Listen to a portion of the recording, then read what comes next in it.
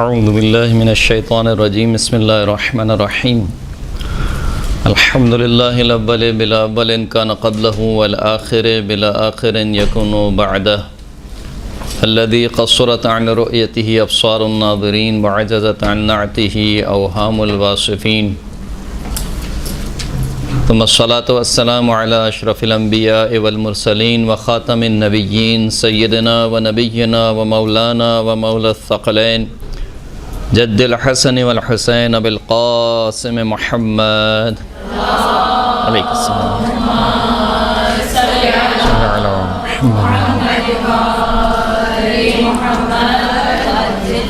وعلى آلہ الطیبین الطاہرین المعصومین الذین اذهب اللہ عنہم الرجس وطہرہم تطہیرا صلی اللہ علیہ وسلم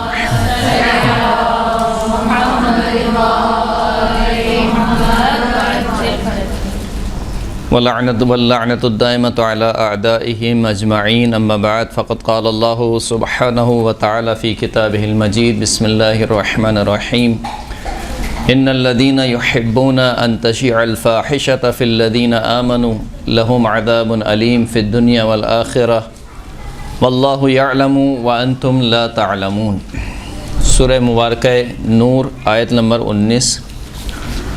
خداوند کریم ایک ایسی برائی کی طرف اشارہ کر رہا ہے کہ جو اجتماعی برائی ہے، جو ایک معاشرے کو فاسد کر دیتی ہے اور معاشرے میں کینے کو، حسد کو، بغض کو جنم دیتی ہے۔ ارشاد ہو رہا ہے کہ ان الذین یحبون ان تشیع الفاحشۃ فی الذین آمنوا، بے تحقیق وہ لوگ جو اس بات کو پسند کرتے ہیں کہ بری باتیں، برے کام، لوگوں کے عیوب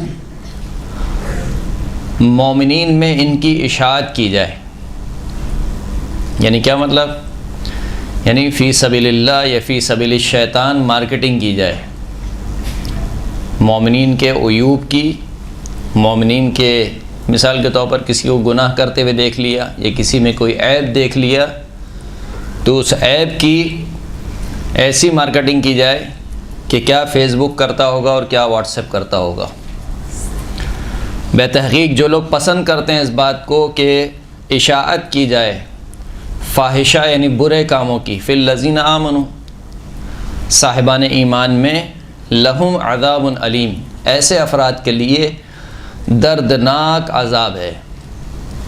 اور یہ دردناک عذاب فقط آخرت میں نہیں ہے، فی الدنیا والآخرہ، دنیا میں بھی ان کے لیے دردناک عذاب ہے، آخرت میں بھی ان کے لیے دردناک عذاب ہے۔ واللہ یعلم وانتم لا تعلمون، خداوند کریم جانتا ہے اور تم نہیں جانتے۔ ایک جو آج کل کے معاشرے میں ایک برائی ہے جو بہت زیادہ پھیل رہی ہے، بالخصوص جب سے یہ سوشل میڈیا ہر ایک کے ہاتھ میں آ گیا ہے، لوگوں کے عیوب کو پھیلانا۔ جیسے ہی کسی کی کوئی بات پتہ چلی، بلا تحقیق کیے، بلا سمجھے، ایک نے دوسرے کو فارورڈ کیا، دوسرے نے تیسرے کو فارورڈ کیا، تیسرے نے چوتھے کو فارورڈ کیا، اپنے فیس بک پیج پہ لگا دیا مثال کے طور پر، بغیر کسی تحقیق کے۔ یہاں تک کہ آج کل تو ہم دیکھتے ہیں کہ ایسی احادیث بھی فیس بک پہ گردش کرتی ہیں کہ جن کا کوئی ماخذ نہیں ہے، اصلا کسی کتاب میں وہ ذکر ہی نہیں ہوئی ہیں، نیچے کسی کتاب کا بھی حوالہ نہیں ہوتا ہے اور اوپر لکھا ہوتا ہے کہ امام جعفر صادق علیہ السلام نے فرمایا، یا فرمان امام علی علیہ السلام، یہ ہیڈنگ لگا کر نیچے حدیث کے نام سے وہ چیز چل رہی ہوتی ہے اور لوگ اس کو آگے سے آگے فارورڈ کر رہے ہوتے ہیں بنا تحقیق کیے ہوئے کہ آگے آیا یہ کسی کتاب میں موجود بھی ہے یا موجود نہیں ہے۔ مثلا ایک حدیث جو بہت ہی بالخصوص محرم کے ایام میں یا 40 کے ایام میں چلتی ہے کہ نمک سے روٹی کھا لینا مگر یہ کہ کربلا کی زیارت کو ترک نہ کرنا۔ اب اس میں کوئی شک نہیں ہے، یعنی کربلا کی زیارت بہت تاکید ہے، امام سید الشہداء امام حسین علیہ الصلوۃ والسلام کی زیارت بہت زیادہ تاکید ہے، کوئی شک نہیں ہے، لیکن آیا یہ حدیث امام نے ارشاد فرمائی ہے یا نہیں فرمائی ہے؟ کوئی کسی ماخذ میں، یعنی ضعیف سے ضعیف کتاب میں بھی آپ کو یہ حدیث نہیں ملے گی، لیکن جہاں محرم آتا ہے، جہاں اربعین آتا ہے، وہاں پر یہ احادیث، اس قسم کی احادیث گردش کرنا شروع ہو جاتی ہیں۔ یا مثال کے طور پر خون کا پرسہ دینا، کہ چھٹے امام نے فرمایا کہ جو ہے وہ خون کا پرسہ دیا جائے، کہیں یہ حدیث موجود نہیں ہے۔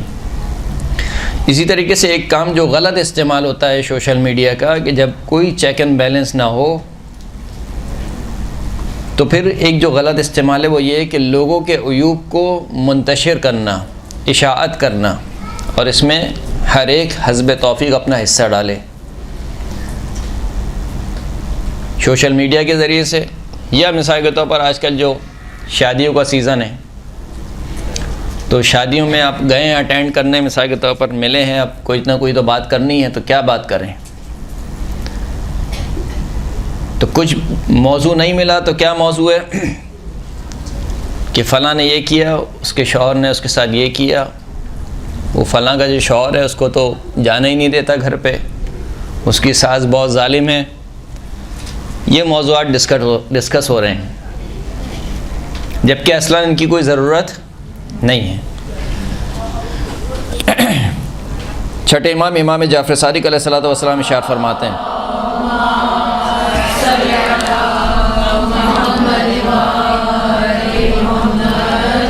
فرماتے ہیں کہ اقرب ما یکون العبد الى الكفر ان یؤاخی الرجل علی الدین فیحصی علیہ عثراته وزلاته لیعنفہ بہا یوما ما۔ فرماتے ہیں کہ سب سے زیادہ وہ چیز جو انسان کو کفر کی طرف لے جاتی ہے، بہت قریب کر دیتی ہے، انسان کو کفر سے بہت زیادہ نزدیک کر دیتی ہے، وہ کیا ہے کہ کوئی شخص کسی دوسرے شخص سے دوستی کرے دین کی بنیاد پر، یعنی برادر دینی کے ہونے کے عنوان سے یا ایک مومنہ ہونے کے عنوان سے، یعنی ایک مومنہ کسی دوسری مومنہ سے دوستی کرے، کوئی مومن کسی دوسرے مومن سے دوستی کرے ایمان کی بنیاد پر۔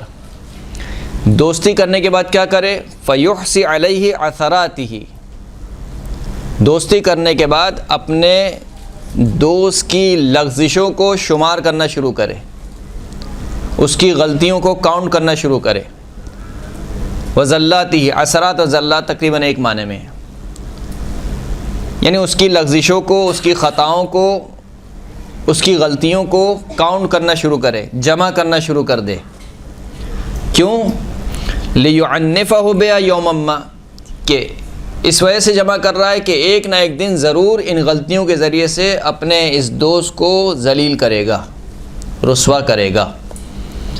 کہا کہ یہ جو چیز ہے یہ انسان کو بہت زیادہ نزدیک کر دیتی ہے، کس سے؟ کفر سے۔ کہ انسان دوسروں کی خطاؤں کو کاؤنٹ کرنا شروع کرے، دوسروں کی لذتوں کو، دوسرے کی لغزشوں کو شمار کرنا شروع کرے۔ مولا کائنات امیر المؤمنین علی ابن ابی طالب علیہ الصلوۃ والسلام فرماتے ہیں،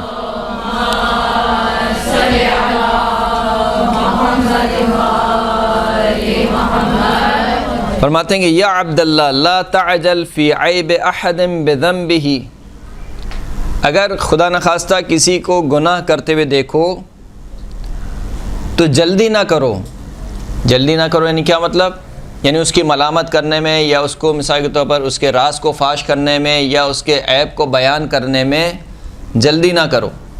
فلا تعجل، لا تعجل فی عیب احد بذنبہ، کسی کی عیب جوئی میں، عیب نکالنے میں، عیب کو بیان کرنے میں جلدی نہ کرو اس کے گناہ کی وجہ سے۔ فلعلہ مغفور اللہ، کہ ہو سکتا ہے کہ ابھی تم نے اس کو گناہ کرتے ہوئے دیکھا ہو اور ابھی تم اس سے جدا ہوئے ہوں، اس نے کوئی ایسا کام کیا ہو کہ اللہ نے اسے بخش دیا ہو۔ یہاں تک کہ روایت میں بھی ہے کہ جب تم سے خدا نخواستہ کوئی گناہ سرزد ہو جائے تو فوراً اس کے بعد کوئی نیکی انجام دو، یہ ایک سبب ہے کہ وہ گناہ بخش دیا جاتا ہے۔ تو تو عین ممکن ہے کہ تم نے کسی شخص کو دیکھا ہو کہ وہ خدا نخواستہ کسی گناہ میں مبتلا ہے، اور جیسے ہی تم اس سے جدا ہوئے ہو اس نے کوئی ایسا کام کیا ہو کہ جس کی وجہ سے اسے بخش دیا گیا ہو۔ وَلَا تَأْمَنْ عَلَى نَفْسِكَ صَغِيرَ مَعْصِيَةٍ، لیکن خود اپنے نفس کے بارے میں چھوٹے سے چھوٹے گناہ کے بارے میں بھی امان میں نہ رہو، یعنی یہ نہ سوچو کہ ارے یہ تو چھوٹا سا گناہ ہے، سرزد ہو گیا ہے، انشاءاللہ خداوند کریم رحیم ہے، وہ مجھے بخش دے گا۔ یعنی اگلے کے بارے میں یہ سوچو کہ وہ تو بالکل فاسق ہو گیا ہے، فاجر ہو گیا ہے، اپنے بارے میں کیا سوچو کہ انشاءاللہ اللہ بخش دے گا، کا نہیں۔ وَلَا تَعْمَنْ عَلَى نَفْسِكَ صَغِيرَ مَعْصِيَةٍ فَلَعَلَّكَ مُعَذَّبٌ عَلَيْهِ، تمہیں کیا معلوم کہ شاید تمہیں اسی گناہ کی وجہ سے عذاب دیا جائے، یعنی جس کو تم چھوٹا سمجھ رہے ہو اسی گناہ کی وجہ سے تمہیں عذاب میں مبتلا کیا جائے۔ فَلْيُكَفِّفْ مِنْ عِلْمٍ مِّنْكُمْ عَيْبَ غَيْرِهِ فَلْيُكَفِّفْ مَنْ عَلِمَ مِنْكُمْ عَيْبَ غَيْرِهِ لِمَا يَعْلَمُ مِنْ عَيْبِ نَفْسِهِ، پس اگر تم میں سے کوئی شخص کسی کے عیب پر واقف ہو جائے، کسی کو معلوم ہو جائے کہ فلاں شخص میں یہ عیب پایا جاتا ہے، اس نے یہ گناہ انجام دیا ہے، تو اسے چاہیے کہ پاک دامنی کا سہارا لے، اپنی زبان کو بند کر کے رکھے۔ کس وجہ سے؟ لما یعلم من عیب نفسی، جب اس کے عیب کو دیکھے تو اس کے عیب کو دیکھنے کے بعد اپنے عیب کو یاد کرے کہ اگر اس میں ایک عیب ہے تو میں نہ جانے مجھ میں کتنے عیب پائے جاتے ہیں، لہٰذا اس کے ایک عیب کو لے کر نہ بیٹھے بلکہ اپنے عیوب کو یاد کرے۔ وَلْيَكُنِ الشُّكْرُ شَاغِلًا لَهُ عَلَى مُعَافَاتِهِ مِمَّا ابْتَلَىٰ بِهِ غَيْرُهُ۔ مولا فرماتے کہ تم مثال کے طور پر بہت زیادہ فارغ ہو، مصروفیت ڈھونڈ رہے ہو، مصروف رہنے کے لیے یہی کافی ہے کہ تم شکر میں مبتلا ہو جاؤ، اپنے آپ کو اللہ کے شکر بجا لانے میں مصروف کر لو۔ کس چیز کے اوپر شکر؟ اس چیز کے اوپر شکر کہ جب تم کسی دوسرے کو دیکھ رہے ہو کہ اس میں فلاں عیب پایا جاتا ہے، تم میں نہیں پایا جاتا ہے، اسی بات پہ شکر کرو کہ پروردگار فلاں شخص تو مبتلا ہے اس عیب میں، تیرا شکر ہے کہ میں اس عیب میں مبتلا نہیں ہوں، تیرا شکر ہے۔ یہاں تک کہ کئی ایک روایت میں آیا کہ جب کسی بیمار کی عیادت کرنے کے لیے جاؤ، کسی مریض کی عیادت کرنے کے لیے جاؤ، اسے دیکھنے کے لیے جاؤ، تو جا کر 3 مرتبہ اس کے پاس یہ کہو، اس طریقے سے کہو کہ وہ سن نہ پائے، مریض نہ سن پائے، کہو کہ پروردگار تمام تعریفیں تیرے لیے ہیں کہ تو نے مجھے تندرستی عطا کی اس مرض سے کہ جس میں تو نے اس مریض کو مبتلا کیا۔ کہا کہ اگر تم 3 مرتبہ یہ کہو گے اس مریض کے بعد تو خداوند کریم تمہیں کبھی بھی اس مرض میں مبتلا نہیں کرے گا، یعنی جس مرض میں وہ مریض ابھی مبتلا ہے، اگر 3 مرتبہ تم نے ایسا کہا کہ پروردگار تمام تعریفیں تیرے لیے کہ تو نے مجھے اس مرض میں مبتلا نہیں کیا کہ جس میں اس مریض کو مبتلا کیا، تو خداوند کریم کبھی بھی تمہیں مبتلا نہیں کرے گا۔ اسی طریقے سے جب کسی میں عیب کو دیکھو تو بجائے یہ کہ اس عیب کو پھیلانے کے، کسی مومن کو ذلیل کرنے کے، خداوند کریم کا شکر ادا کرو کہ خدا نے تمہیں اس عیب سے مبرہ رکھا ہے، کیونکہ ہم سب ہمارا جو معاشرہ ہے، ہم میں سے کوئی بھی معصوم نہیں ہے، ہم سب کیا ہیں؟ غیر معصوم ہیں۔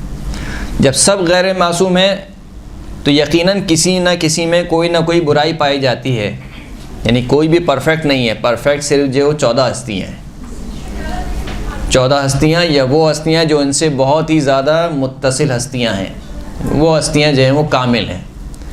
ان کے علاوہ جتنی بھی ہستیاں ہیں وہ سب ناقص ہیں، سب میں نقص پایا جاتا ہے، کسی میں چھوٹا کسی میں بڑا، فرق صرف یہ ہے کہ کسی کا نقص ظاہر ہو جاتا ہے لوگوں کے سامنے، کسی کا نقص چھپا رہتا ہے۔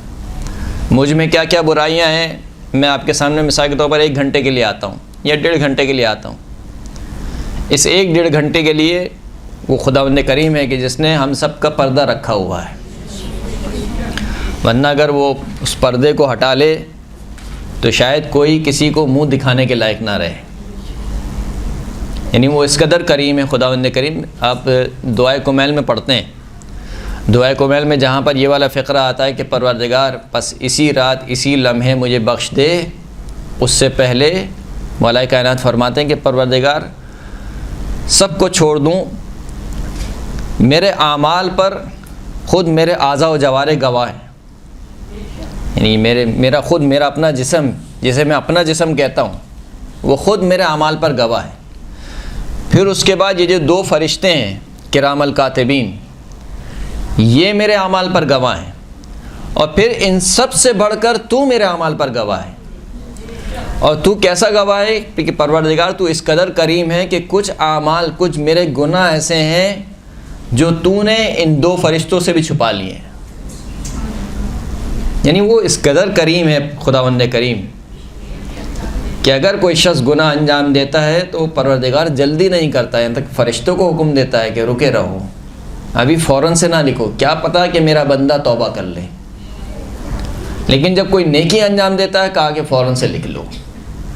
تو وہ خداوند کریم اس قدر کریم ہے کہ وہ اپنے فرشتوں کو بھی کہتا ہے کہ اے فرشتوں، کچھ گناہ اس بندے کے ایسے ہیں کہ جو میں نے تم لوگوں سے بھی چھپا کے رکھے، یعنی تم فرشتوں سے بھی چھپا کے رکھے ہیں۔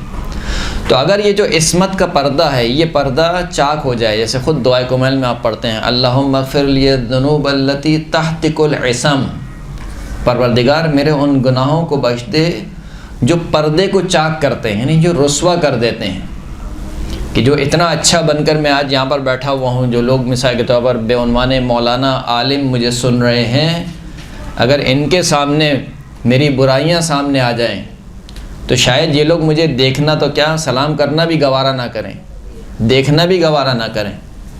تو وہ خداوند کریم ہے جس نے ہم میں سے ہر ایک کا پردہ رکھا ہوا ہے۔ تو آج اگر ہم کسی کا پردہ چاک کریں گے تو خداوند کریم سے یہ امید نہ لگائیں کہ خداوند کریم ہمارا پردہ باقی رکھے گا۔ جب ہم نے کسی کی پردہ دری کی ہے تو پھر خداوند کریم عادل ہے، وہ نہیں چھوڑے گا، اور جب خدا رسوا کرے گا تو فقط دنیا میں رسوا نہیں کرے گا، دنیا میں بھی رسوا کرے گا، آخرت میں بھی رسوا کرے گا۔ صلوات پڑھیں محمد و آل محمد صلی اللہ علیہ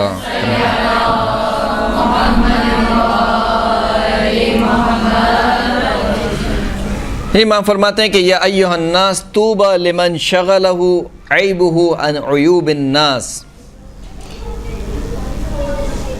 خوشخبری ہو، طوبہ جنت میں ایک درخت کا بھی نام ہے، یعنی جنت کی نعمتیں اس شخص کے لیے گوارا ہوں۔ کس شخص کے لیے؟ کہ جس کو خود اپنے عیب مشغول کیے ہوئے ہوں کہ وہ دوسرے کے عیوب کی طرف نگاہ کرے۔ یعنی انسان دوسرے کی زندگیوں میں کب جھانکتا ہے؟ جب وہ بالکل فارغ البال ہوتا ہے، جب اسے اپنی کوئی ٹینشن نہیں ہوتی۔ اگر آپ 24 گھنٹے مصروف ہیں تو یقیناً آپ کو کسی کا نہیں پتہ ہوگا، نہ رشتہ دار کا پتہ ہے، نہ پڑوسی کا پتہ ہے، کیونکہ آپ 24 گھنٹے کے لیے مصروف ہیں۔ آواز آ رہی ہے؟ امام فرماتے ہیں خوشخبری ہو ایسے شخص کے لیے، طوبہ ہو، جنت کا جو درخت ہے، جنت کی نعمتیں گوارا ہوں ایسے شخص کے لیے کہ جس کے خود عیوب اس کو مشغول کر دیں اس سے کہ وہ دوسرے کے عیوب کا تلاش کرے۔ یعنی قبل اس کے کہ میں یہ دیکھوں کہ اس نے کیسی ساڑی پہنی ہے، وہ کیسی ساڑی پہن کے آئی تھی، وہ کیسے کپڑے پہن کے آئی تھی، وہ اپنے گھر میں کیا کرتی ہے کیا نہیں کرتی ہے، اس سے بہتر یہ کہ میں خود اپنے آپ کو دیکھوں کہ میری زندگی کیسے گزر رہی ہے، میری صبح و شام کس عالم میں گزر رہے ہیں۔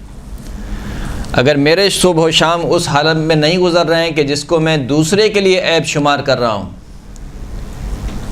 تو پھر کیسے ممکن ہے کہ ایک ایسی چیز کہ جس کو میں دوسرے کے لیے عیب شمار کروں اور اپنے لیے عیب شمار نہ کروں؟ تو اس سے بڑھ کر کیا ناانصافی ہوگی کہ انسان دوسرے کے لیے ایک چیز کو عیب شمار کرے، ایک خصلت کو عیب شمار کرے۔ میری اگر کوئی برائی کرے تو مجھے بہت برا لگتا ہے، لیکن میں اگر کسی کی برائی کروں تو کہا جاتا ہے کہ میں برائی تھوڑی کر رہی ہوں، میں تو ایک ایسی بات کر رہی ہوں۔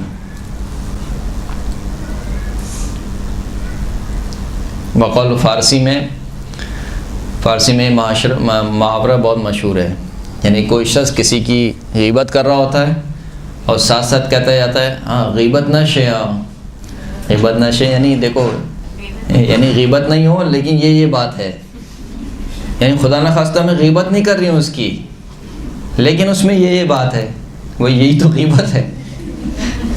یہی غیبت ہے. نہیں زبان سے آپ کہہ رہے ہیں کہ خدا نہ خواستہ غیبت نہ ہو جائے کسی کی، یہ کہہ کر آپ کہہ رہے ہیں کہ وہ اس میں فلاں فلاں باتیں پائی جاتی ہیں. تو ایک عیب جو خود کسی دوسرے میں پایا جاتا ہے اس کو آپ عیب شمار کرتے ہیں. کیسے ممکن ہے کہ آپ خود اپنے نفس کے لیے اس کو عیب شمار نہ کریں؟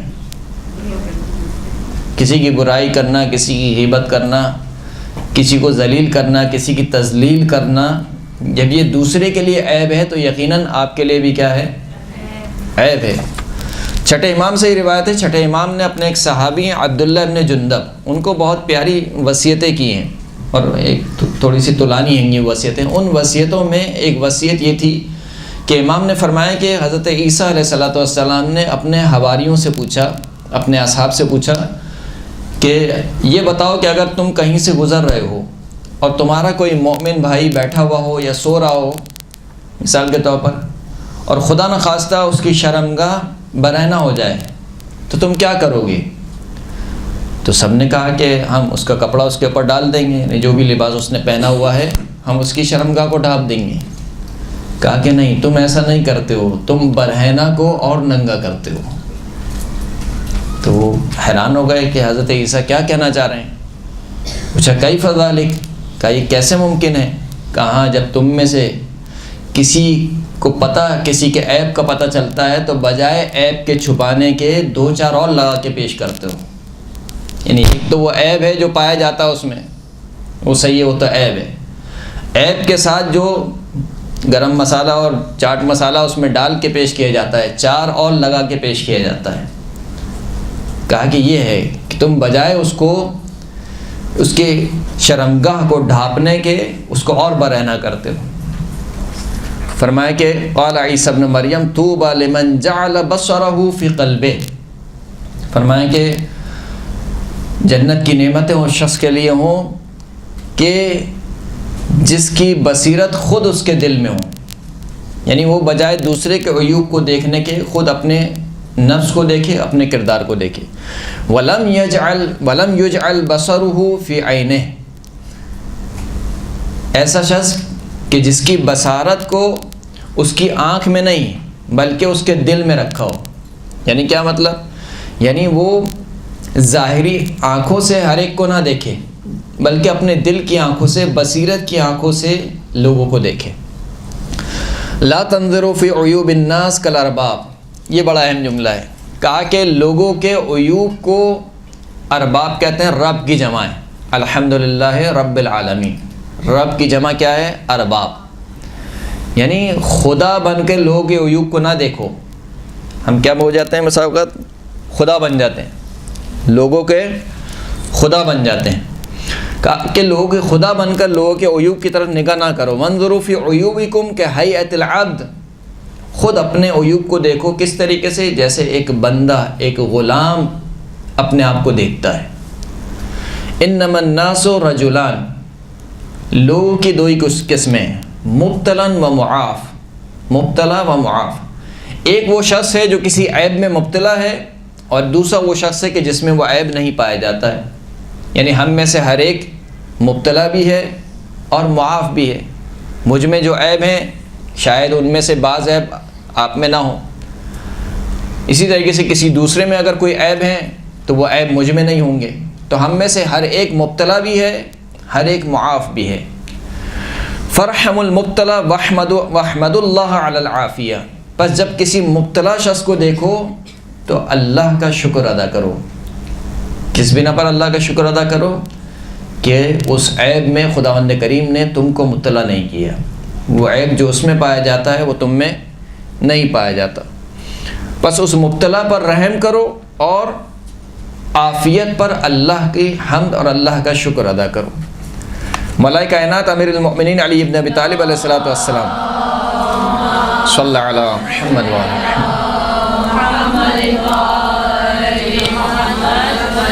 اپنے فرزند امام حسین علیہ الصلوۃ والسلام کو وصیت کی کہ وَعْلَمْ اَيْ بُنَيَّ أَنَّهُ مَنْ أَبْصَرَ عَيْبَ نَفْسِهِ شَغَلَ عَنْ عَيْبِ غَيْرِهِ، اے میرے بیٹے، جو شخص بھی خود اپنے نفس کے عیب کو دیکھنے میں مشغول ہو جائے گا وہ دوسروں کے عیوب پر نگاہ کرنے سے مصروف ہو جائے گا، یعنی وہ دوسروں کے عیوب کو دیکھنے کے بجائے خود اپنے عیوب کو سنوارنے میں، اپنے عیوب کو دیکھنے میں مبتلا ہوگا۔ اے بنی من نظر فی عیوب الناس ورضی لنفسہ بها فذلک الاحمق بعینہ۔ اے میرے بیٹے، میں تمہیں بتاؤں احمق کسے بولتے ہیں؟ اپنی زبان میں اس کا ترجمہ کر رہا ہوں اس حدیث کا۔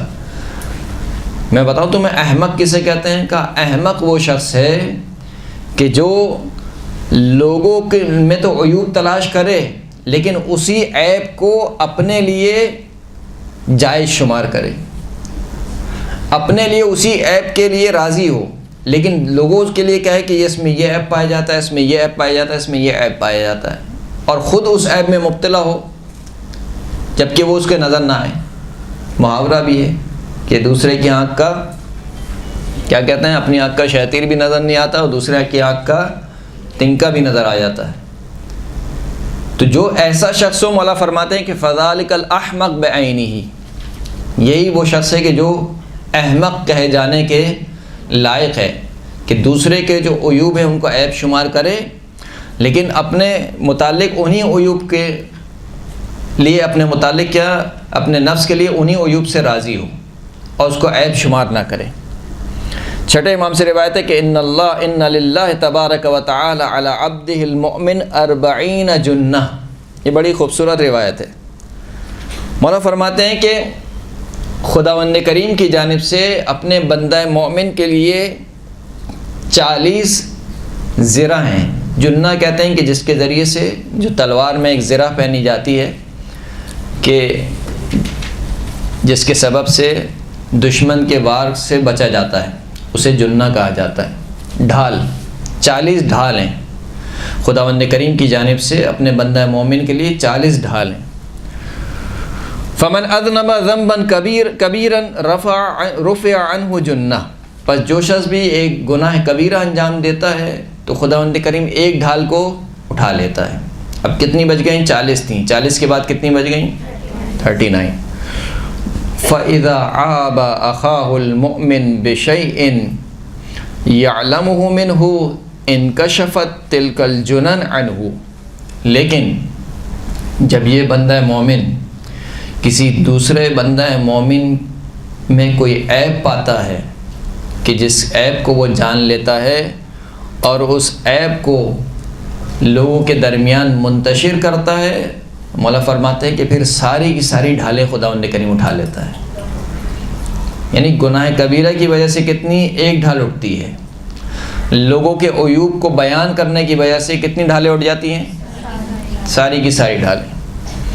وَيَبْقَى مُحْتَكَ السِّتْرِ، پس یہ جو بندہ ہے یہ اس حالت میں زندگی گزارتا ہے کہ اب کوئی پردہ نہیں رہتا اس کا۔ فَيَفْتَضِحُ فِي السَّمَاءِ عَلَى أَلْسِنَةِ الْمَلَائِكَةِ وَفِي الْأَرْضِ عَلَى أَلْسِنَةِ النَّاسِ۔ ایسا جو شخص ہے، اچھا یہ اس شخص کی بات ہو رہی ہے کہ جس کی عادت یہ ہو چکی ہے، یعنی جس کی خصلت ہی یہی ہے، جب کسی کے عیب کو دیکھ لے اس کا کام ہی یہی ہے کہ ہر وقت مثال کے طور پر کسی کے پاس بھی بیٹھنا، آپ کے پاس بیٹھے گا تو فلاں کی عیب جوئی، اس کے پاس بیٹھے گا تو اس سے آپ کے عیب بیان کرے گا، تیسرے کے پاس بیٹھے گا تو چوتھے کے عیب بیان کرے گا، یعنی یہ اس کا مشغلہ ہے۔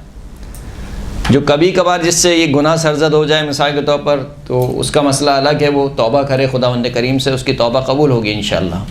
لیکن یہ وہ شخص ہے کہ یہ خصلت اس کی وجود کا حصہ بن گئی ہے، یعنی عادت بن گئی ہے، اب چھوڑنا بھی چاہے تو نہیں چھوٹ رہی ہے۔ تو ایسا جو شخص ہے، خداوند امام ارشاد فرماتے ہیں کہ خداوند کریم ایسے شخص کو آسمان میں ملائکہ کی زبانوں کے ذریعے سے رسوا کرتا ہے اور زمین میں لوگوں کی زبانوں کے ذریعے سے رسوا کرتا ہے،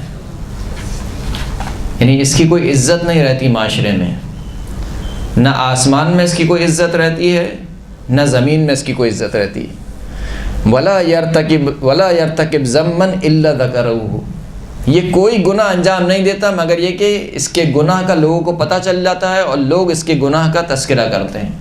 ایسا شخص جو دوسرے کو عیوب کو بیان کرے۔ وَيَقُولُ الْمَلَائِكَةُ الْمُوَكَّلُونَ بِهِ، جو ملائکہ خداوند کریم نے اس کے اوپر موکول کیے ہوئے ہیں، وکیل بنایا ہوا ہے ان ملائکہ کو، وہ ملائکہ خداوند کریم سے کہتے ہیں کہ یا ربنا قد بقی عبدک محتک الستر، اے پروردگار یہ جو تیرا بندہ ہے، یہ تیرا بندہ اس حال میں زندگی گزار رہا ہے کہ اب کوئی پردہ نہیں بچا اس کا۔ وقد امرتنا بحفظه، تو نے ہمیں حکم دیا ہے کہ ہم اس کی حفاظت کریں۔ یعنی بندہ مومن خداوند کریم فرشتوں کو حکم دیتا ہے کہ تم اس کی حفاظت کرو، لیکن یہ تیرا بندہ اب اس کا کوئی پردہ نہیں بچا ہے۔ فیقول عز وجل، خداوند کریم کہتا ہے کہ ملائکتی لو اردت بہذا العبد خیرا ما فضحته، اگر میں اس بندے سے خیر کا ارادہ کرتا تو کبھی بھی اسے رسوا نہیں کرتا۔ یعنی کیا مطلب؟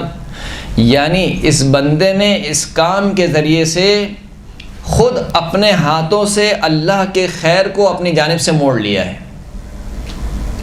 اب یہ خود چاہ رہا ہے کہ رسوا ہو، جب یہ خود چاہ رہا ہے کہ رسوا ہو تو میں اس کے کیسے روک سکتا ہوں؟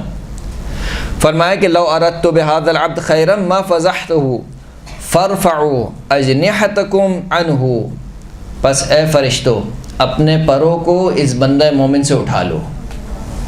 فوعزتی لا یؤول بعدها الى خیر ابدا، یہ بندہ اس کے بعد اب کبھی بھی خیر کی طرف نہیں لوٹے گا۔ نہیں بڑی خطرناک حدیث ہے اگر سوچا جائے تو، کہ اگر کسی کی خدا نخواستہ عادت ہی خصلت ہی یہ بن گئی ہو کہ ہمیشہ جس محفل میں بیٹھنا اس محفل میں کسی نہ کسی کی برائی، کسی نہ کسی کے عیب بیان کرنا، کہا کہ یہ وہ بندہ ہے کہ خداوند کریم نے فرشتوں کو حکم دیا ہے کہ اپنے پروں کو اٹھا لیں، اور اب اس سے کوئی خیر کی امید نہیں ہے، یہ کبھی بھی خیر کی طرف نہیں پلٹے گا۔ حشام سے روایت ہے، چھٹے امام سے فرماتے ہیں کہ من قال فی مؤمن ما رأت عیناہ وسمعت اذناہ کان من الذین قال اللہ، وہ شخص جو کسی مومن کے بارے میں ایسی بات کہے جو اس نے آنکھ سے دیکھی ہو اور کانوں سے سنی ہو، تو یہ ان لوگوں میں سے ہے کہ جو خداوند کریم نے ارشاد فرمایا کہ ان الذین یحبون ان تشیع الفاحشۃ فی الذین آمنوا لہم عذاب علیم فی الدنیا والآخرہ، یہ اس آیت کا مصداق ہے۔ اچھا لوگ یہ کہتے ہیں کہ دیکھیں ہم تو وہی بیان کر رہے ہیں کہ جو اس میں پایا جاتا ہے۔ بہت سے افراد ہوتے ہیں جو کہتے ہیں کہ یہ بات تو میں اس کے منہ پر بھی کہہ سکتا ہوں، یعنی ایک برائی بیان کرتے ہیں، کہا کہ وہ اگر میرے سامنے بھی ہو تو یہ تو میں اس کے منہ پہ بھی کہہ سکتا ہوں۔ تو اگر منہ پہ آپ کہیں گے تو یہ تو اس سے زیادہ بدتر ہے، یعنی پیٹھ پیچھے کرنا ایک گناہ ہے، اس کے منہ پہ کہنا یہ اس سے زیادہ بدتر ہے۔ حرمت المؤمن کا حرمت الکعبہ، مومن کی حرمت کعبے کی طرح ہے۔ ایک مومن کی حرمت کو پامال کرنا، مومن کے ذلیل کرنا، اس کو رسوا کرنا، اس کو حقیر کرنا، یہ اس سے بھی بڑھ کر ہے کہ آپ اس کی غیبت کر رہے ہیں، ابھی کم از کم وہ حاضر نہیں ہے اس کے سامنے، اس کے منہ پر کہنا۔ تو لہٰذا یہ اس بات کا جواز نہیں بنے گا کہ آپ کہیں کہ یہ کام تو اس کے اندر پایا جاتا ہے، یہ برائی تو اس کے اندر پائی جاتی ہے، وہ برائی تو آپ کو چھپانی ہے، اگر نہیں پائی جاتی تو یہ اس سے بڑھ کر گناہ ہے۔ یعنی آپ ایک ایسی بات کہہ رہے ہیں کہ مومن کے بارے میں جو اس میں پائی نہیں جاتی ہے، وہ برائی جو اس میں پائی نہیں جاتی ہے وہ اس سے بڑھ کر گناہ ہے۔ وہ کیا ہے؟ بہتان ہے۔ تو مومن کو بہتان لگانا، مومن پر، مومن کی غیبت کرنا، مومن کو رسوا اور ذلیل کرنا، یہ تینوں کوئی چھوٹے موٹے گناہ نہیں ہیں۔ بعض گناہ ایسے ہوتے ہیں، بعض کیا بلکہ اکثر گناہ ایسے ہوتے ہیں جو توفیقات کو سلب کر لیتے ہیں، ہمیں معلوم نہیں ہوتا ہے۔ دیکھیں ہر ایکشن کا ری ایکشن ہے۔ یہ جو کائنات ہے، جو کائنات بنی ہوئی ہے، اس کائنات کا نظام خداوند کریم نے ایسا رکھا ہے کہ اس میں آپ جو عمل انجام دیں گے وہ پلٹ کر آپ کی طرف ضرور آئے گا، چاہے آپ کو معلوم نہ ہو، اس کے ری ایکشن کا آپ کو اندازہ نہ ہو، لیکن وہ آئے گا ضرور آپ کی طرف۔ تو آپ جب کہہ رہے ہیں کہ مثال کے طور پر کسی مومن کو ذلیل کر دیا، کسی مومن کی غیبت کر دی، کسی مومن کو رسوا کر دیا، نعوذ باللہ، کسی مومن پر بہتان باندھ دیا، اس وقت تو بڑا مزہ آتا ہے، کیونکہ زبان کا ایک چٹخارا ہے، بہرحال زبان کا کیا ہے؟ چٹخارا ہے، یعنی انسان کو ان باتوں میں بڑا انجوائے کرتا ہے انسان، سننے والا بھی اور سنانے والا بھی، ٹائم جلدی پاس ہو جاتا ہے، وقت اچھا گزر جاتا ہے۔ لیکن اگر کوئی ایسی بات شروع کر دیں جس میں خود دونوں آپس میں ایک دوسرے کے اصلاح کا کوئی پہلو نکل آئے تو فوراً سے ڈھونڈتے ہیں کہ اچھا میں ذرا اس کے پاس سے ہو جاؤں، اس کے پاس جانا ہے مجھے. یعنی وہ جو محفل ہوتی ہے وہ بور محفل کہلاتی ہے. وہ محفل کہ جس میں ایک دوسرے کی غیبت کی جائے، ایک دوسرے کے عیوب کو بیان کیا جائے، وہ محفل کیا ہے؟ وہ چٹخارے والی محفل ہے. تو بجائے اس کے کہ دوسرے کے عیوب کو تلاش کیا جائے، ضرورت اس بات کی ہے کہ انسان خود اپنے نفس کو دیکھے، خود اپنے عیوب پر نگاہ کرے. اب اپنے عیوب پر نگاہ کیسے ہوگی؟ انسان کیسے اپنے عیوب کو دیکھے گا؟ کچھ راہ حل بتائے ہیں علماء کرام نے کہ یہ 4-5 طریقے ہیں. ان طریقوں سے انسان اپنے عیوب کو دیکھ سکتا ہے. سب سے پہلا توفیق الہی. خداوند کریم اگر آپ کو توفیق ہی نہ دے، یعنی آپ سوچیں کہ ایک انسان کے لیے کتنی بڑی یہ سزا ہے کہ خداوند کریم اس کو اس کے حال پہ چھوڑ دے. دعا مانگتے نا ہم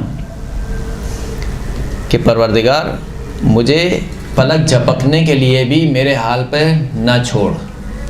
اس لیے کہ اس نے اگر پلک جھپکنے کے برابر بھی انسان کو اس کے حال پر چھوڑ دیا تو اس سے بڑھ کر کوئی گناہ نہیں ہے، اس سے بڑھ کر کوئی عذاب نہیں ہے.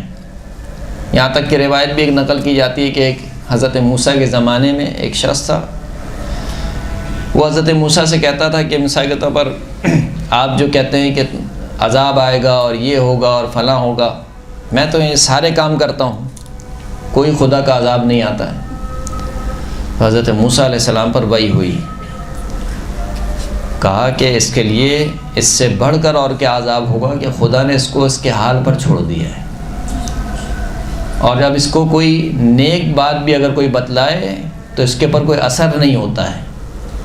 صم بکم عمی فہم لا یفقہون، یہ جو منزل آ جاتی ہے نا، یعنی ختم اللہ کی، جب اللہ مہر لگا دے تو یہ بڑی خطرناک منزل ہے.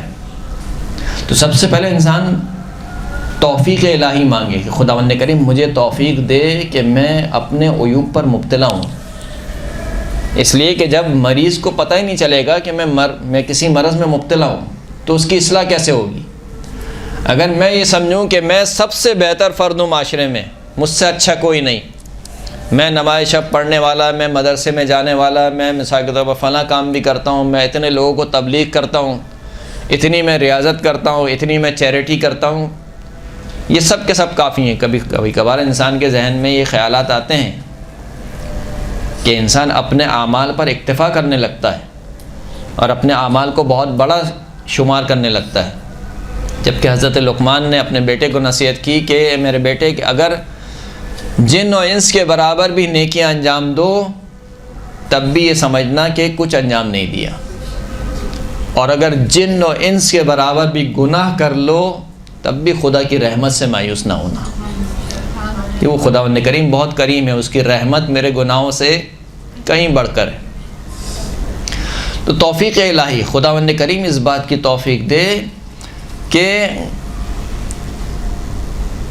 انسان خود اپنے عیوب کو دیکھے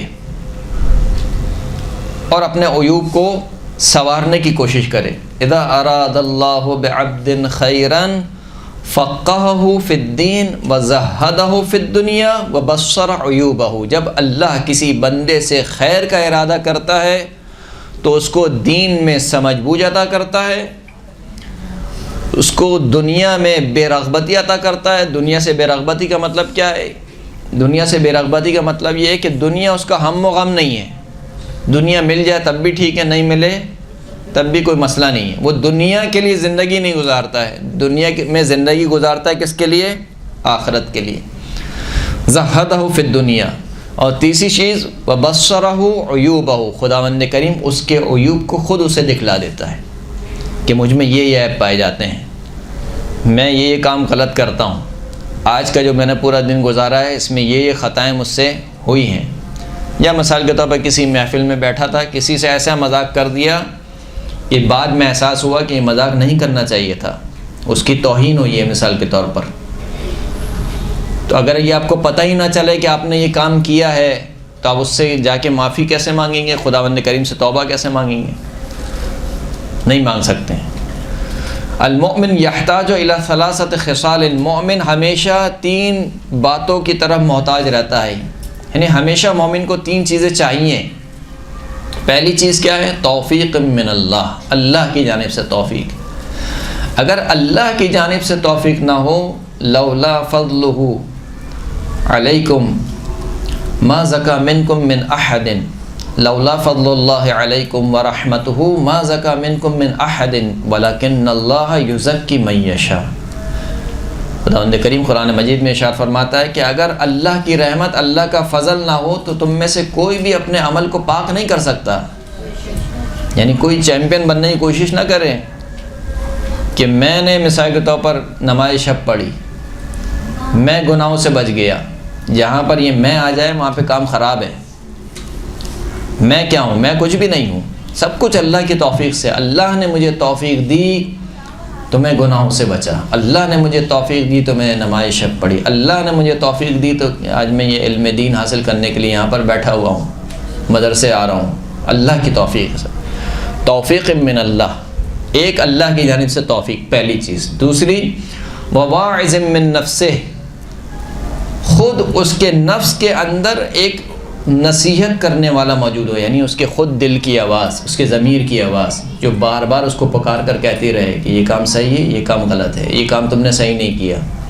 یہ جو ضمیر کی آواز ہے یہ بسا اوقات گھٹ جاتی ہے، ختم ہو جاتی ہے، مر جاتا ہے انسان کا ضمیر۔ یہ جب انسان کا ضمیر مر جائے تو پھر اس وقت سوائے بدبختی کے اور کچھ نہیں ہے۔ آپ دیکھیں کربلا میں کیا ہوا، اکثر و بیشتر ہم بیان کرتے رہتے ہیں کہ عصر عاشور امام حسین سامنے کھڑے ہیں جن کو کون نہیں پہچانتا ہے، نواسہ رسول ہیں۔ امام نے کئی خطبے دیے ہیں، ایک خطبہ امام نے یہ بھی دیا کہ اے لوگوں دیکھو، پوری روئے زمین پر اگر اس وقت تمہاری نبی کی بیٹی کا کوئی بیٹا موجود ہے تو وہ میں ہوں۔ میں کون ہوں؟ مجھے پہچانو۔ میرے نانا رسول اللہ ہیں جن کا تم کلمہ پڑھتے ہو، میرے چچا جعفر طیار ہیں، جناب حمزہ کا تعلق ہمارے گھرانے سے ہے، مولا کائنات امیر المؤمنین علی ابن ابی طالب کا تعلق جو اللہم صلی علی محمد وآل محمد،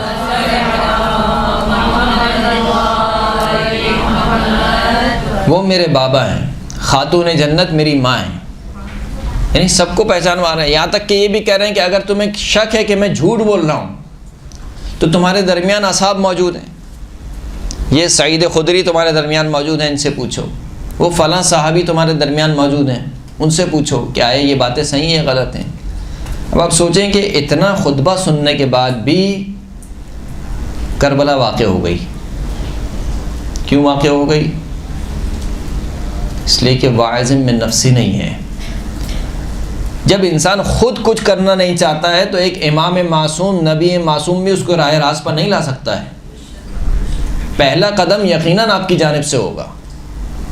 جب خود انسان میں استعداد و صلاحیت نہیں ہے تو کتنی ہی بارش کیوں نہ پڑتی رہے وہ بنجر زمین کی مانند ہے۔ اللہ کی رحمت، اللہ کے ہادی کی ہدایت بارش کے قطروں کی طرح ہے، وہ ہر ایک کے لیے۔ خداوند کریم نے اپنے رسول کو پوری دنیا کے لیے رسول بنا کر بھیجا ہے، حتیٰ کہ وہ کافر و مشرکین جو رسول اللہ کو نہیں مانتے ہیں ان کے لیے بھی رسول ہیں۔ وہی خطبہ جو ایک مسلمان سن رہا ہے وہی خطبہ مشرک سن رہا ہے، وہی قرآن کی آیتیں جو ایک مسلمان سن رہا ہے وہی قرآن کی آیتیں ایک مشرک بھی سن رہا ہے۔ تو آخر کیا ہے کہ اس کے اوپر اثر ہو رہا ہے، اس کے اوپر اثر نہیں ہو رہا ہے۔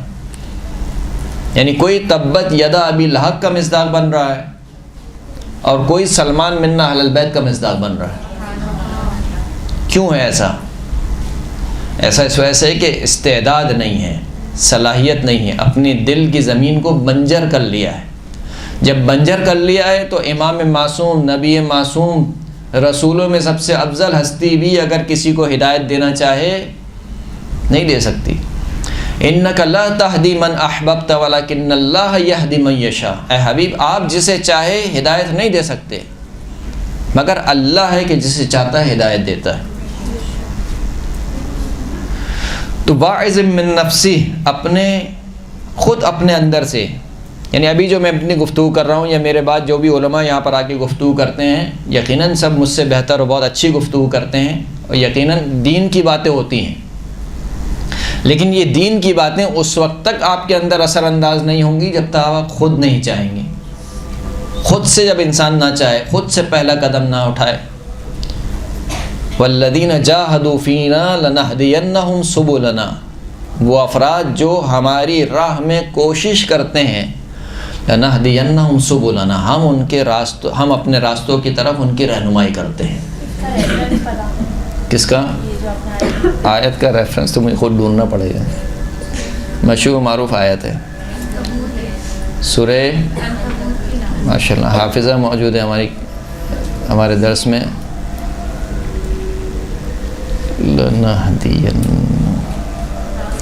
جی سورہ عنکبوت کی آخری آیت نمبر 69، والذین جاہدوا فینا لنہدینہم سبلنا ان اللہ لمع المحسنین، بے تحقیق خداوند کریم نیک کام کرنے والوں کے ساتھ ہیں۔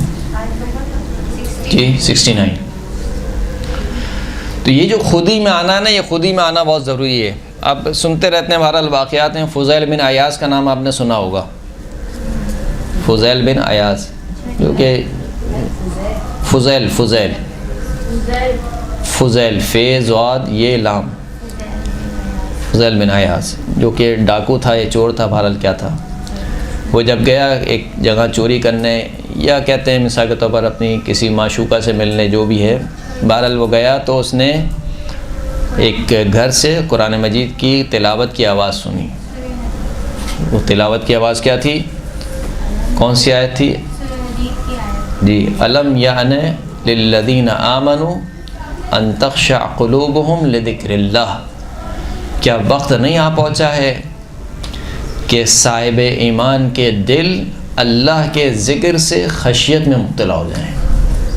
اس آیت کا سننا تھا ایک مرتبہ، پوری زندگی اس کی بدل گئی، پوری زندگی بدل گئی، یعنی اب تک لاوبالی بن کے زندگی گزار رہا تھا، جیسے ہی اس آیت کو سنا ایک مرتبہ اپنے اندر آیا کہ میں کون ہوں، میں کیا کر رہا ہوں، اور خدا مجھے کس طریقے سے پکار رہا ہے کہ الم یعن للذین آمنوا، کیا صاحبان ایمان کے لیے ابھی بھی وہ وقت نہیں آیا ہے کہ ان کا ذکر خشیت الہی کی وجہ سے خوف میں مبتلا ہو جائے۔ بس اس آیت کا سننا تھا، اس کے بعد اس کی پوری زندگی عارفانہ گزری، پوری زندگی۔ تو یہ واعظ من نفسہ ہی ہونا بہت ضروری ہے۔ جناب حور کی مثال آپ کے سامنے ہے، کیا تھا؟ واعظ من نفسہ، یعنی وہی حور جو یزید کے سپاہیوں میں موجود ہیں، یزید کے سپہ سالار ہیں، اسی طریقے سے نہ جانے کتنے افراد یزید کے لشکر میں موجود ہیں، یزید کے سپہ سالار ہیں، لیکن جو کیفیت حر کی ہے، جناب حر علیہ السلام کی ہے، وہ کیفیت دوسروں کی نہیں ہے۔ کیوں نہیں ہے؟ واعظ من نفسی نہیں ہے، یعنی خود جناب حر کا ضمیر کہہ رہا ہے کہ کیسے ممکن ہے کہ میں نواز رسول کے خون سے اپنے ہاتھ کو رنگین کروں، کیسے ممکن ہے؟ ہو نہیں سکتا ہے۔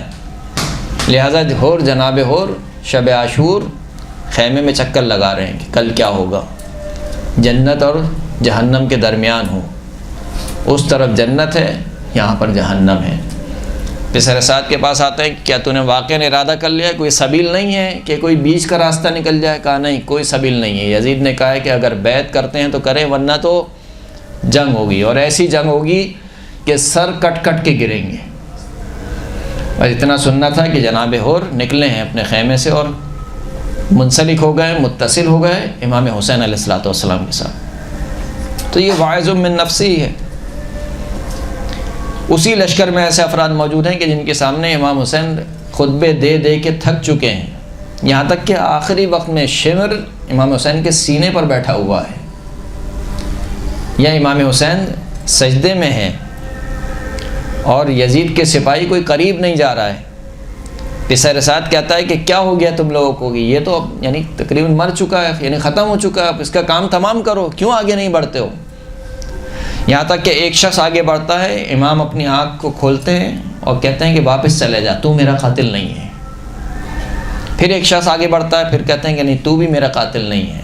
اتنے میں شمر آگے بڑھتا ہے، اور شمر کو دیکھ کر امام کہتے ہیں کہ ہاں، میرے نانا نے مجھے خبر دی تھی کہ اس کی جو حالت تھی، اس کی صفت کی، اس کے جلد کی، کہ ایسا شخص کہ جس کے جلد پر سفید سفید دھبے ہوں گے، یہ شخص جو ہے مجھے قتل کرے گا۔ یہاں تک کہ آخری وقت میں کہتے ہیں امام حسین کہ کیوں میرے خون سے اپنے ہاتھوں کو رنگین کرتے ہو، مجھے 2 گھٹ پانی پلا دو، میں ضمانت لیتا ہوں تمہاری شفاعت کروں گا۔ یعنی آخری وقت میں بھی، لیکن اس کے باوجود واعظ من نفسہ ہی نہیں ہے۔ وقبول مما ینصحہ، تیسری چیز، جو شخص نصیحت کرے مومن کو، مومن اس کی نصیحت کو قبول کرے۔ مومن ہمیشہ ان 3 چیزوں کا محتاج ہے: اللہ کی توفیق کا، خود اپنے نفس میں نصیحت کرنے والے کا، خود اس کا نفس، اس کا ضمیر نصیحت کرنے والا ہو، اور جو شخص بھی اس کو نصیحت کرے اس کی نصیحت کو قبول کرے۔ ایک صلوات پڑھیں محمد و آل محمد۔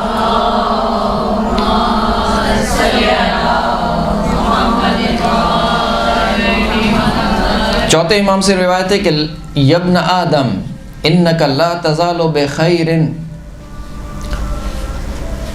ما کان لک واعظ من نفسک، اے آدم کے بیٹے، تو اس وقت تک خیر میں رہے گا جب تک خود تیرے اندر ایک نصیحت کرنے والا موجود ہوگا، اس وقت تک تو خیر میں رہے گا۔ وما کانت المحاسبۃ من ہمبک، اور جب تک خود اپنے نفس کا محاسبہ کرنا، حساب و کتاب کرنا تیرا سب سے اہم ترین مشغلہ بن جائے، اس وقت تک تو خیر میں ہے۔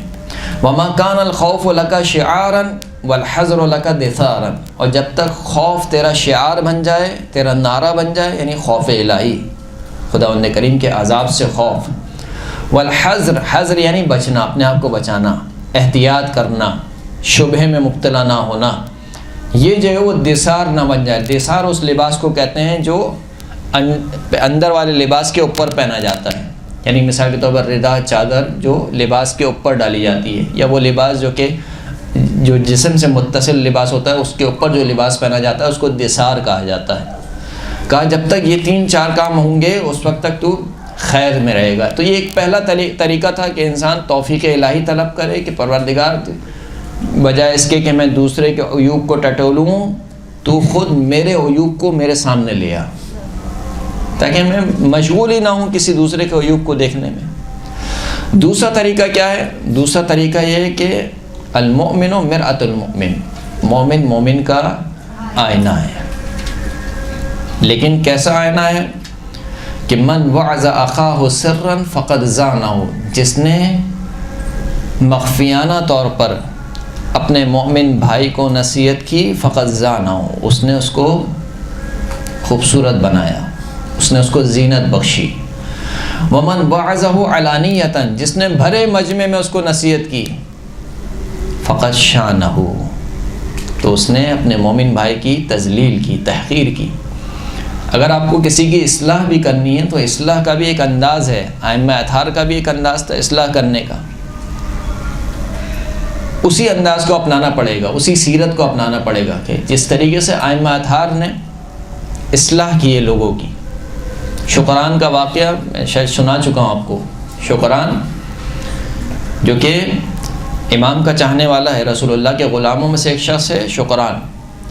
چھٹے امام کے دور میں یہ کہتا ہے کہ منصور دوانکی کے دربار سے لوگوں کو کچھ عطا مل رہی تھی، خراج مل رہا تھا، کچھ تحفے مل رہے تھے۔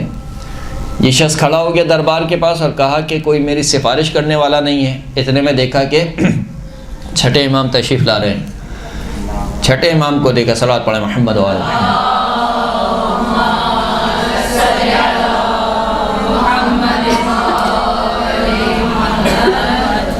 چھٹے امام کو دیکھا تو کہا کہ بس اب میرا کام بن گیا۔ امام نزدیک آئے اور امام سے سفارش کی کہ آپ جو ہے وہ خلیفہ کی کچھ عطا مل رہی ہے، آپ خلیفہ سے جا کے سفارش کریں۔ امام نے کہا اچھا صحیح ہے، میں جاتا ہوں اندر۔ امام گئے اندر اور تھوڑی دیر کے بعد دوبارہ باہر تشریف لائے اور اپنی آستین میں سے کچھ نکالا اور یہ اس کو شکران کو دے دیا۔ دینے کے بعد شکران سے کہا کہ یا شکران، ان الحسن من کل احد حسن، اے شکران نیکی ہر ایک سے اچھی ہے، ومن کا حسن، تجھ سے بہت اچھی ہے۔ کیوں تجھ سے بہت اچھی ہے؟ لمکان کا منا، اس لیے کہ تیری نسبت ہماری طرف ہے، تو ہمارا شیعہ ہے۔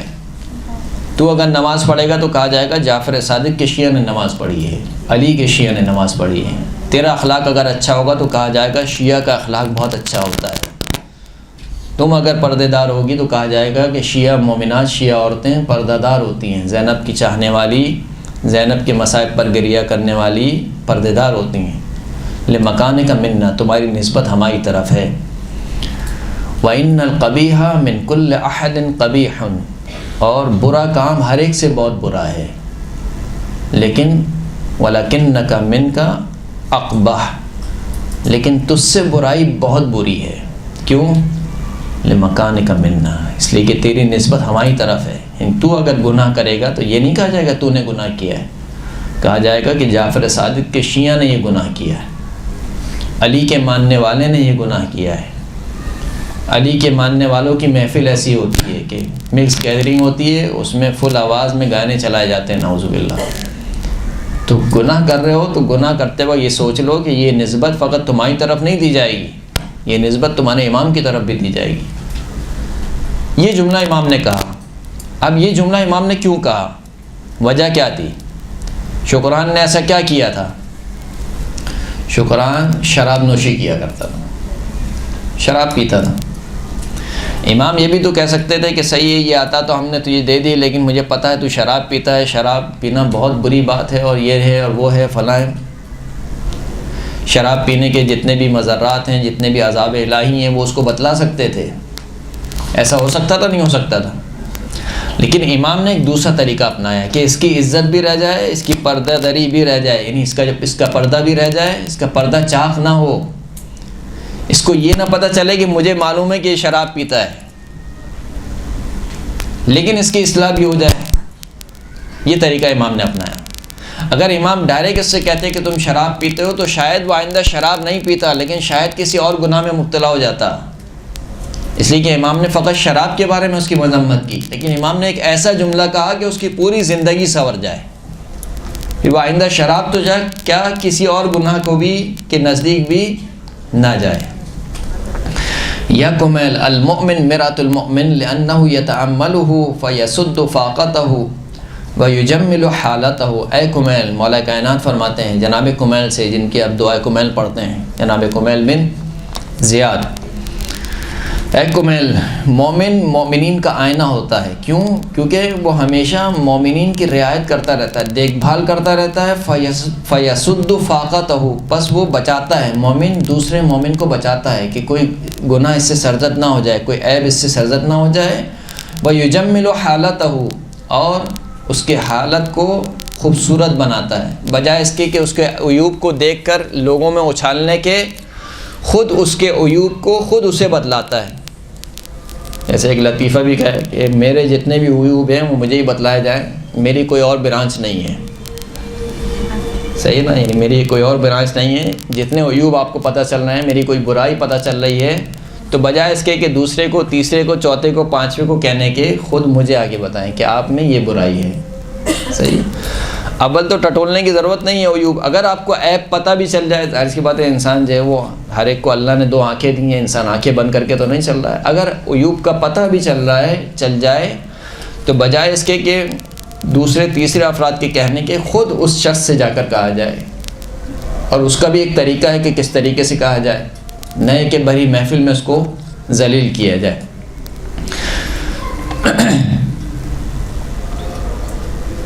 یہ دوسرا طریقہ، یعنی مومن کا آئینہ ہے. یہ ایک دوسرا طریقہ. تیسرا طریقہ، خود مومنین سے درخواست کرنا، یعنی خود ایک شخص دوسرے مومن سے درخواست کرے کہ اگر مجھ میں، میرے کردار میں تمہیں کوئی عیب نظر آئے تو مجھے بتاؤ.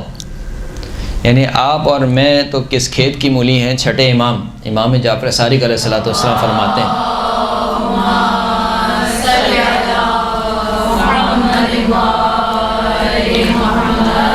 فرماتے ہیں، کہ احب اخوانی الیہ من اہدی عیوبی الیہ. میرے برادر مومنین میں سے سب سے زیادہ مجھے محبوب وہ میرے برادر ہیں جو میرے عیوب کو مجھے ہدیہ پیش کرتے ہیں. یعنی امام نے 2 طریقے سے یہاں پر 2 تعبیر کا استعمال کیا. من اہدی عیوبی الیہ، یعنی جو شخص آپ کو آپ کے عیب بتا رہا ہے، آپ چڑھے نہیں، بلکہ یہ سمجھیں کہ گویا یہ ایک تحفہ ہے جو آپ کی طرف لے کر آیا ہے. جو آپ کو سنورنے کا موقع مل رہا ہے، اصلاح کا موقع مل رہا ہے. تو اگر کوئی کسی کے عیب بتائے، مجھے کوئی میرے عیب بتائے، تو بجائے چڑھنے کے یا بجائے غصہ کرنے کے یا ناراض ہونے کے اس کا شکریہ ادا کرنا چاہیے، اور اپنے اگر وہ عیب واقعاً مجھ میں پایا جاتا ہے تو اس عیب کی اصلاح کرنی چاہیے. لیکن آثر الناس عندک من اہدی الیک عیبک. مولا ارشاد فرماتے ہیں کہ مولا کائنات کہ تمہارے نزدیک سب سے زیادہ تمہیں محبوب شخص وہ ہونا چاہیے جو تمہارے عیب کو تمہیں ہدیہ پیش کرے. وَأَعَانَكَ عَلَى نَفْسِكَ، اور جو خود تمہارے نفس پر تمہاری مدد کرے، جو تمہاری اصلاح میں تمہاری مدد کرے. یہاں تک کہ 7ویں امام سے ایک آخری روایت ہے اور آپ کی زحمت تمام، کہ فرماتے ہیں کہ اپنے زندگی کے اوقات کار کو چند حصوں میں تقسیم کرو. ان میں سے ایک حصہ کیا ہے؟ وساعۃ لمعاشرۃ الاخوان والثقات الذین یعرفونکم عیوبکم. فرماتے ہیں کہ تمہاری زندگی کا ایک حصہ کیا ہونا چاہیے کہ تم اپنے برادران دینی کے ساتھ بیٹھو، قابل اعتماد افراد کے ساتھ بیٹھو کہ وہ تمہیں تمہارے عیوب سے مطلع کریں. وہ افراد تمہیں تمہارے عیوب سے، اچھا اس کا طریقہ وہی ہونا چاہیے جو اوپر بیان ہو گیا ہے کہ کس طریقے سے عیوب سے مبتلا کرنا ہے اگر کوئی عیب دکھ بھی جائے تو. وَيُخَلِّصُونَ لَكُمْ فِي الْبَاطِنِ، اور باطن میں تمہارے لیے خالص ہوں، منافق نہ ہوں. تم سے کچھ کہیں، منہ پر تمہارے کچھ کہیں، پیٹھ پیچھے تمہارے کچھ کہیں، یہ نہیں ہونا چاہیے. باطن اور ظاہر ایک جیسا ہونا چاہیے. فرماتے ہیں کہ جو شخص 2 چہروں اور 2 زبانوں والا ہو، خداوند کریم اس کو قیامت میں ایسا محشور کرے گا کہ اس کی 2 زبانیں، آگ کی 2 زبانیں اس کے پورے جسم سے لپٹی ہوئی ہوں گی. صلی اللہ علی محمد وعلی آلہ الطیبین الطاہرین.